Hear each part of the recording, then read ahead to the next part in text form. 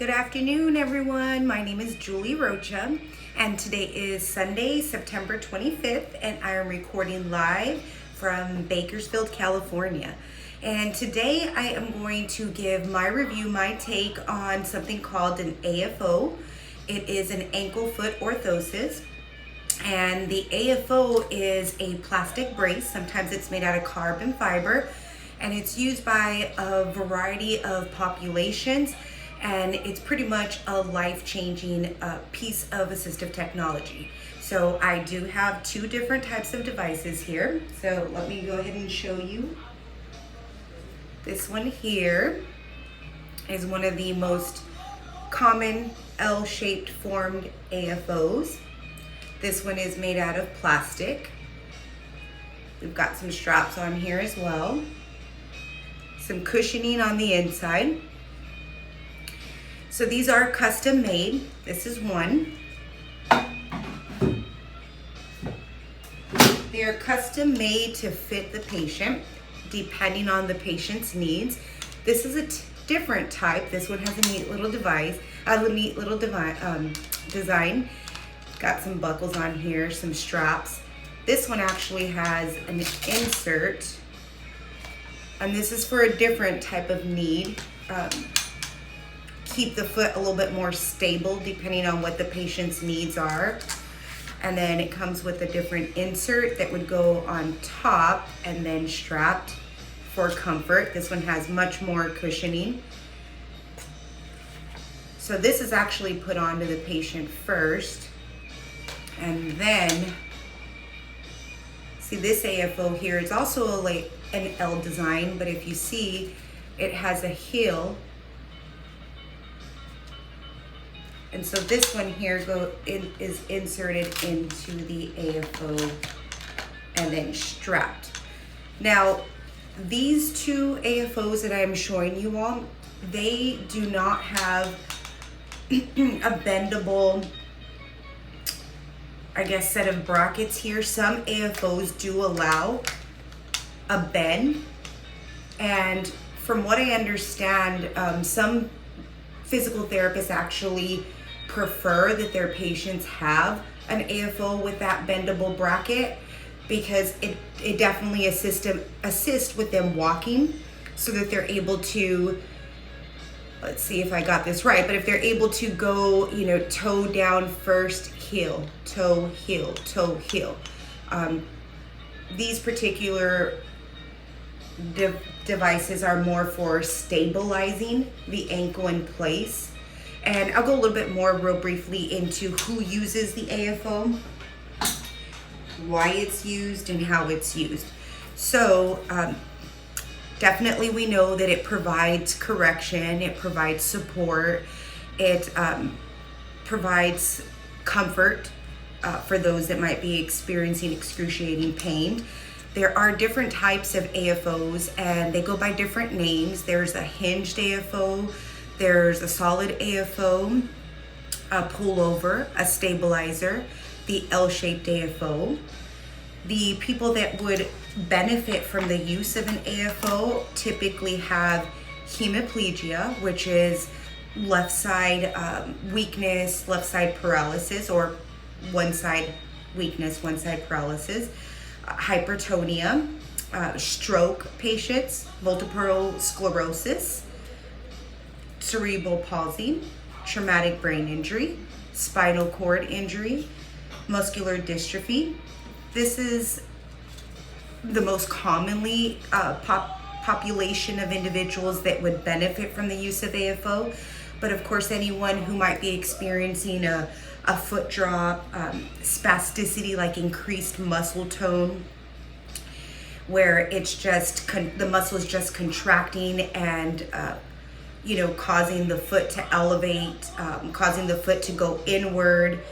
This is a way to keep it stable.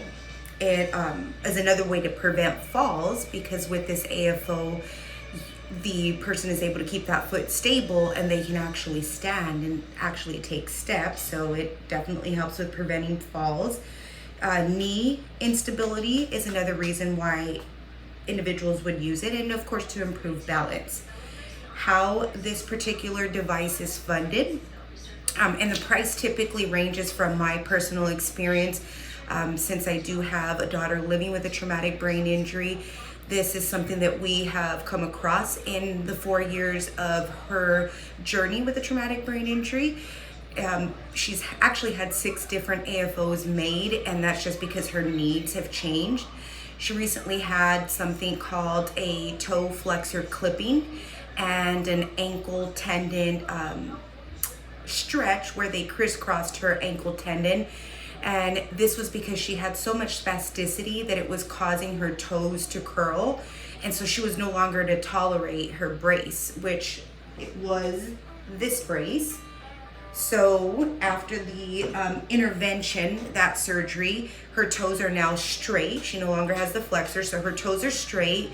And the ankle is much more stable. So we're not seeing that elevated foot rise, but of course it could return with the spasticity. So now she's using that L shape, and for now there isn't that bend, but this is, in my opinion, my take on this is a life changer for our daughter. Without an AFO, our daughter would not be able to stand on both her 2 feet. She would not be able to take steps. She would pretty much rely completely and solely on a wheelchair for mobility. So in our opinion, this is a life changer. Now, of course, this isn't something that she can take into, a shower or immerse in water. So that, just keep in mind that's not something that would be worn 24/7. Patients actually have to build up a tolerance. It took us a while for us to, I guess, get her used to this and build up that tolerance. And it was hard as a mom to see someone have to wear something like this. I don't even like the line on my sock to be crooked, so I can't imagine having something like this inserted in your shoe for, the majority of your day. But she was able to build up a tolerance, and again, this is a life changer. Our daughter can stand, she can take a few steps, she can, do some dance moves really close to her wheelchair, so definitely a life changer. So this particular design, because it has the cushioning, our daughter, if she wanted to, and if she was able to actually tolerate this AFO, she could wear this AFO to sleep. Now, it's recommended that right after surgery that they keep the ankle stable for as long as possible. So my take on it is, I definitely would not want her to wear this throughout the night. The Orthosis that did design this AFO said that it was, comfortable enough for her to wear it all night.